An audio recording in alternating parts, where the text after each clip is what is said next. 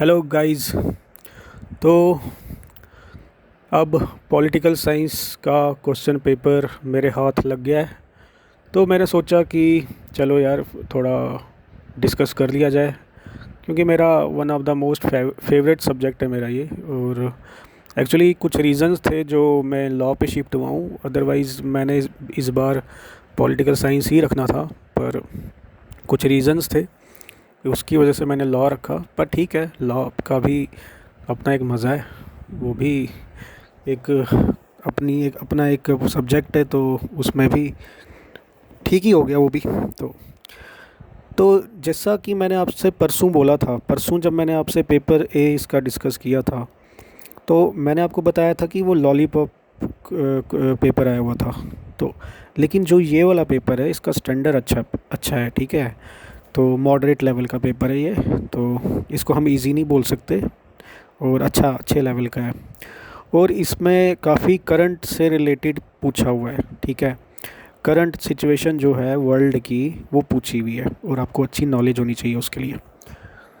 तो changing nature of statehood, है ना। Changing nature of state, industrialisation के बाद, है ना, अर्बनाइजेशन हो गई।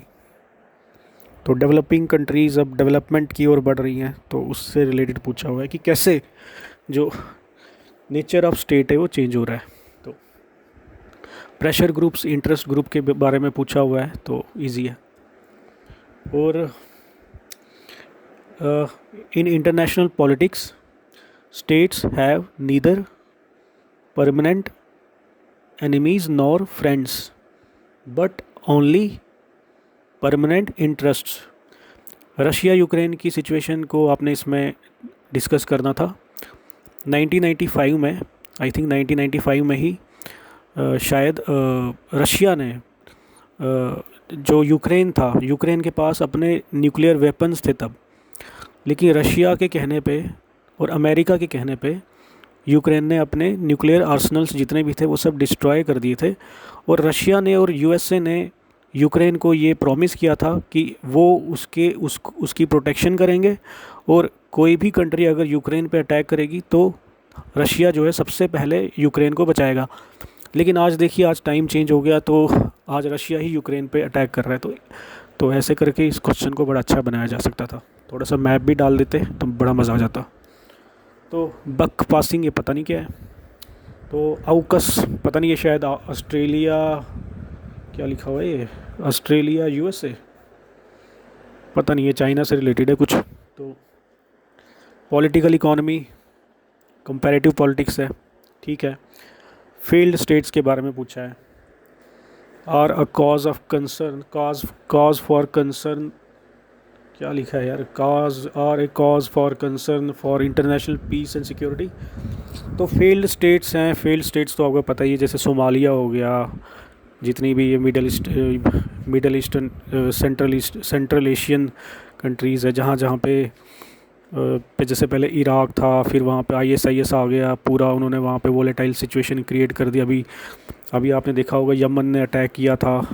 तो सब कुछ चलता रहता है वहाँ पे। तो कैसे पीस एंड सिक्योरिटी में वो कैसे, मतलब वो वोलेटाइल सिचुएशन क्रिएट करते हैं वहाँ पे, तो सब लिखना था आपने। अच्छी नॉलेज होनी चाहिए इसके लिए करंट अफेयर्स की, और मैप वगैरह अगर आप डाल देते ना तो बड़ा मज़ा आ जाता।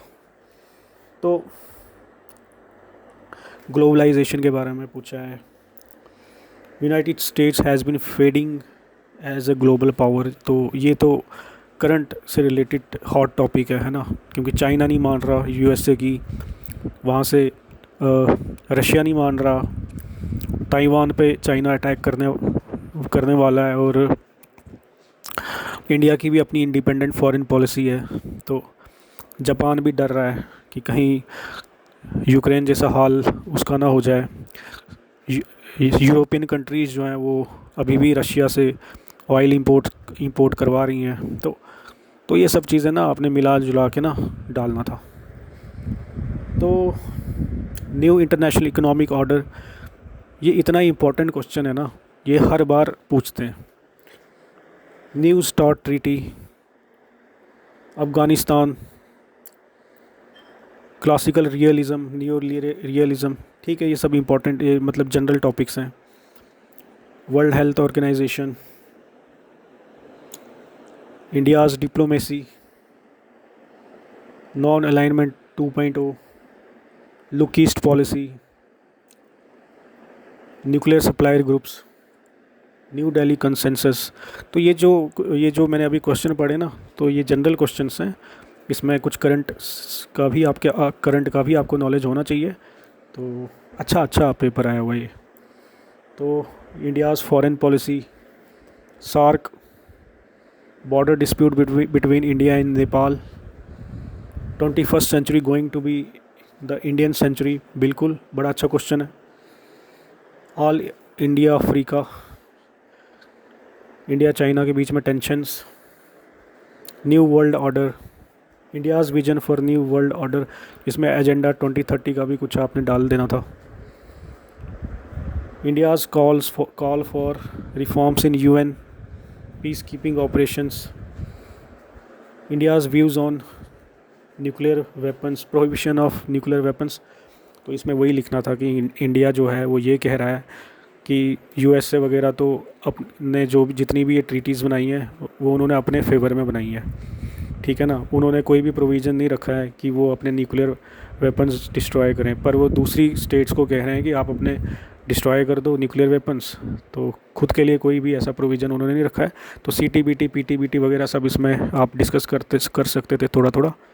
तो ठीक है, अच्छा पेपर था ना ये वाला जो पेपर था, अच्छा पेपर था।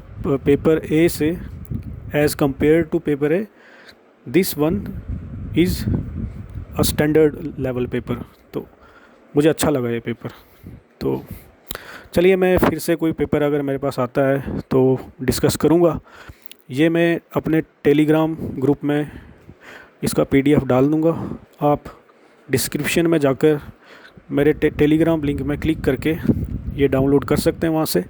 और अगर आपके पास कोई पेपर है तो मेरे टेलीग्राम लिंक में आप डाल दीजिए, वहाँ ग्रुप में डाल दीजिए, वो भी मैं डिस्कस कर लूँगा। और वो ऐसे हेल्प भी हो जाती है वहाँ पे, जितने भी सब्सक्राइबर्स हैं वहाँ पे उनकी भी हेल्प हो जाती है।